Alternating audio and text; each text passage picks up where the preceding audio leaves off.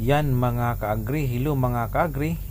Yan halos mga ka-agri naghihingalo na po yung Bermuda grass namin mga ka-agri dito dahil matagal pong hindi napatubigan sa kadahilanan pong nasira po yung water pump namin.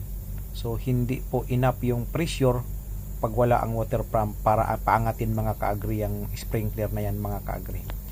Ang sprinkler pala mga ka-agri na aming ginagamit dito ay Rainbird. Ang tawag po niyan mga ka-agri ay Rainbird po yung company. Ang pangalan naman yan mga ka-agri na sprinkler ay Rotary Head Nozzle. So 360 degrees yan mga ka-agri, pero can be adjusted mga ka-agri kung anong gusto mo, kung 45, 90, 180 to 70 yan mga ka-agri. So halos napatubigan na namin mga ka-agri. So paano po, hanggang dito na lang po. Maraming salamat.